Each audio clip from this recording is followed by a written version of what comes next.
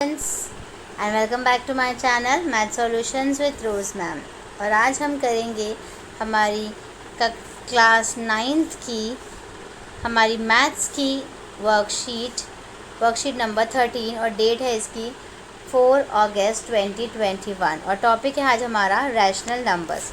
Children let us discuss decimal expansion of rational numbers. Rational numbers का decimal expansion हम discuss कर लेते हैं। यहाँ देखिए डेसिमल एक्सपेंशन जो है 7/8 का आ रहा है आपका 0.875, 2/3 का आ रहा है 0.666, 6 जो है बार बार रिपीट हो रहा है। और यहाँ पे देखिए आप 1/7 जो है आपका, ये 1/7 का 0.12485714 आ रहा है। ठीक है, अब आगे इसको रीड कर लेते हैं, इसके अंदर क्या लिखा हुआ है तभी ज़्यादा समझ में आएगा।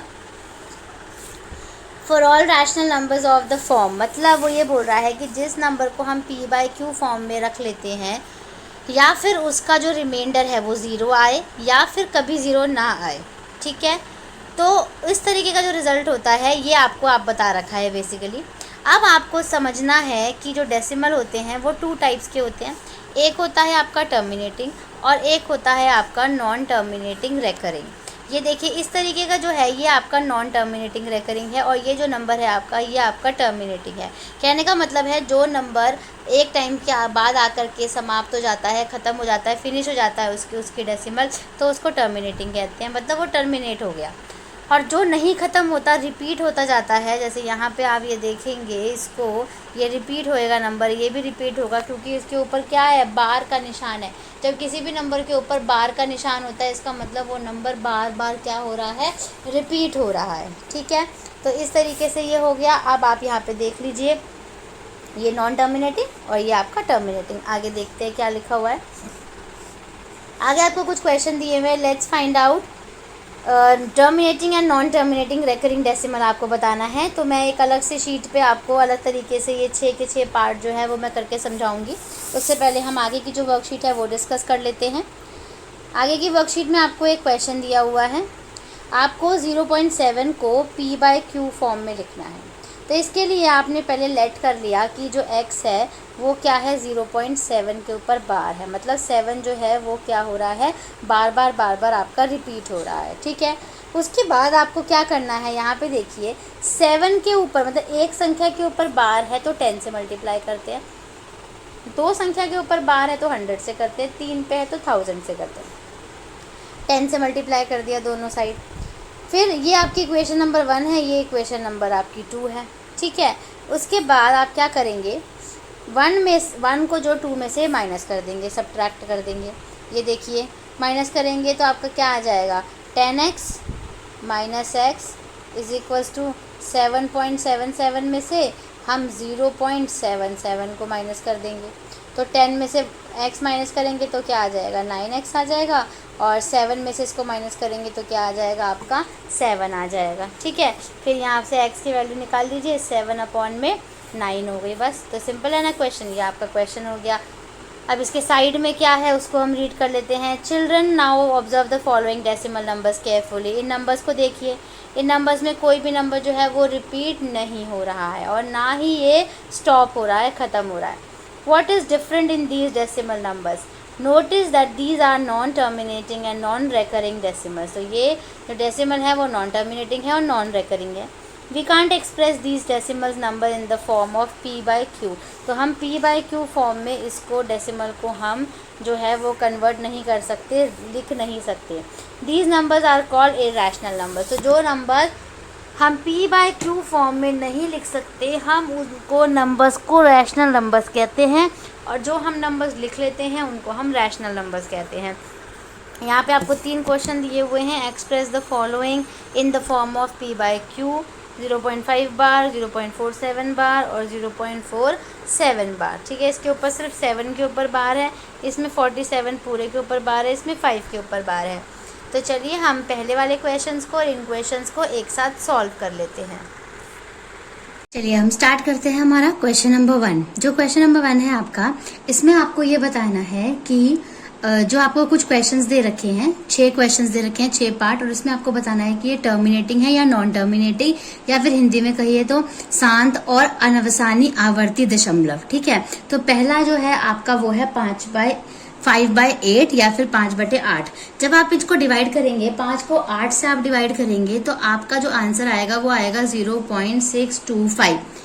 ये यहाँ पे खत्म हो गया, इसके आगे जो है ये सॉल्व नहीं होगा, तो इसलिए हम इसको इंग्लिश में टर्मिनेटिंग कहेंगे, टर्मिनेटिंग डेसिमल। और हिंदी के बच्चों के लिए हिंदी में हम इसको शांत दशमलव कहेंगे, शांत दशमलव, क्योंकि ये जो है दशमलव वो है खत्म हो गया है, आगे इसको नहीं हम कंटिन्यू कर रहे हैं, ये खत्म हो गया है, तो ये शांत दशमलव हो गया। ये फर्स्ट पार्ट है आपका। सेकंड पार्ट जो है वो है 7/3, 7/3। जब 7 को 3 से भाग करोगे आप तो 2.3333 इस तरीके से आ जाएगा, मतलब 3 जो है वो बार बार रिपीट हो रहा है। तो जब रिपीट होता है, जो डेसिमल आपका जो दशमलव रिपीट होता है उसको क्या कहते हैं? नॉन टर्मिनेटिंग रेकरिंग डेसिमल हम इसको कहते हैं। ठीक है, तो मैं यहाँ पे लिख देती हूँ नॉन टर्मिनेटिंग और आपका इधर रेकरिंग डेसिमल। ठीक है, रेकरिंग ये डेसिमल, ये तो इंग्लिश के बच्चों के लिए हो गया। और अगर हम हिंदी में कहें तो हिंदी में हम कहेंगे अनवसानी आवर्ती दशमलव, अनवसानी आवर्ती दशमलव। ठीक है, सेकंड पार्ट आपका कंप्लीट हो गया। अब चलते हैं हम अपने थर्ड पार्ट पे। थर्ड पार्ट जो है वो है आपका 7/2, 7/2। जब आप इन दोनों को भाग करोगे तो आपका आंसर आ जाएगा 3.5, 3.5 आ जाए आंसर। तो इसके लिए आप क्या करोगे? 3.5 यहाँ पे खत्म हो गया, आगे सॉल्व नहीं हो सकता, तो जो खत्म हो जाता है उसको हम इंग्लिश में क्या कहते हैं? अगेन हम उसको इंग्लिश में टर्मिनेटिंग डेसिमल कहेंगे और हिंदी में हम उसको शांत दशमलव कहेंगे, क्योंकि ये खत्म हो गया है, आगे सॉल्व नहीं हो रहा है। ठीक है, ऐसे ही थर्ड पार्ट के बाद हम चलते हैं फोर्थ पार्ट की तरफ। ठीक है, फोर्थ पार्ट जो है आपका वो है 17/7, 17/7, जिसको आप जब डिवाइड करोगे, भाग करोगे तो आपका 2.42857143, और ये नंबर बार बार जो है वो रिपीट होगा। ठीक है, तो जब बार बार नंबर रिपीट हो रहा है तो इंग्लिश में हम उसको कहेंगे नॉन टर्मिनेटिंग रेकरिंग डेसिमल। ठीक है, और हिंदी में हम अनवसानी आवर्ती दशमलव, अनवसानी आवर्ती दशमलव। ठीक है बच्चों, अब हम चलते हैं अपने फिफ्थ पार्ट की तरफ। फिफ्थ पार्ट जो है वो है आपका 111 डिवाइडेड बाय 25। 111 को 25 से भाग करना है तो आपका आंसर आ जाएगा 4.44। ठीक है, 4.44। तो ये यहाँ पे स्टॉप हो गया, आगे सॉल्व नहीं हो रहा, तो ये आपका इंग्लिश में टर्मिनेटिंग डेसिमल बन जाएगा, टर्मिनेटिंग डेसिमल। और हिंदी में शांत दशमलव। शांत मतलब एक तरीके से आप ये भी लॉजिक लगा सकते हो, शांत मतलब अब वो शांत हो गया, उसके आगे वो सॉल्व नहीं हो रहा है, खत्म हो गया है। ठीक है, नेक्स्ट जो इसका सिक्स्थ पार्ट है 12321 डिवाइडेड बाय 11 है ना। 12,321 को 11 से भाग करना है, तो आप भाग करोगे तो आप 1120.09091। ठीक है, 1120.09091 आ जाएगा। ये भी आपका बार बार रिपीट होएगा, तो इसको हम इंग्लिश में नॉन टर्मिनेटिंग रेकरिंग डेसिमल कहेंगे, नॉन टर्मिनेटिंग रेकरिंग डेसिमल कहेंगे। और अगेन हिंदी में क्या कहेंगे बच्चों? हिंदी में यस, वेरी गुड, अनवसानी आवर्ती दशमलव, अनवसानी आवर्ती दशमलव। ठीक है, तो इसी के साथ हमारा जो ये क्वेश्चन नंबर 1 के सारे पार्ट हैं ये हमारे यहाँ पर कंप्लीट हो गए। अब हम स्टार्ट करते हैं हमारा क्वेश्चन नंबर 2। प्रश्न नंबर 2 जो है आपका, अगर हम इंग्लिश मीडियम की बात करें तो उसको आपको P बाय Q फॉर्म में जो है वो कन्वर्ट करना है। और हिंदी की बात करें तो निम्नलिखित को P बटे Q के रूप में व्यक्त कीजिए। तो जो आपका फर्स्ट पार्ट है वो है 0.5 के ऊपर ये बार लगा हुआ है, इस तरीके का जो निशान होता है उसको बार कहते हैं, ठीक है। तो चलिए इसको कर लेते हैं हम। सबसे पहले हमने ये मान लिया कि x बराबर जो है वो हमारा 0.5 की 5 बार है, ठीक है। इसके बाद ये हमारा जो है फर्स्ट आपका एक समीकरण हो गया, फर्स्ट इक्वेशन हो गया, ठीक है, जिसमें ये 5 जो है वो क्या हो रहा है, बार बार क्या हो रहा है, रिपीट हो रहा है। बार हटा करके बार बार रिपीट करके भी लिख सकते हो। उसके बाद आपको क्या करना है, मल्टीप्लाई करना है बोथ साइड बाय 10, ठीक है। क्या करना है, गुणा करना है। किससे करना है, 10 से आपको गुणा करना है, ठीक है, 10 से दोनों तरफ। इसको भी 10 से गुणा कर लीजिए तो क्या हो जाएगा 10x, और इसको 10 से गुणा करेंगे तो क्या हो जाएगा 5.555, इस तरीके से आ जाएगा ये। तो ये आपका इक्वेशन नंबर 2 हो गया और समीकरण नंबर 2 हो गया, ठीक है। अब समीकरण 2 और 1, इक्वेशन 2 1, तो आपको क्या करना है, इक्वेशन 2 में से 1 को क्या करना है, माइनस कर देना है, घटा देना है।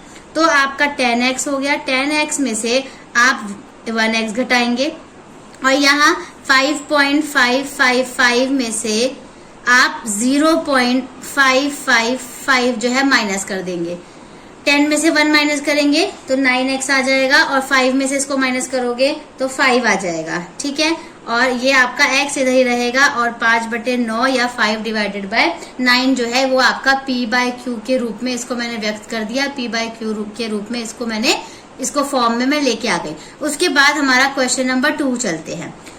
इसका इसी का सेकंड पार्ट है, मतलब जो सेकंड पार्ट है वो है आपका x बराबर 0.47, जिसमें 47 के ऊपर बार है, ठीक है।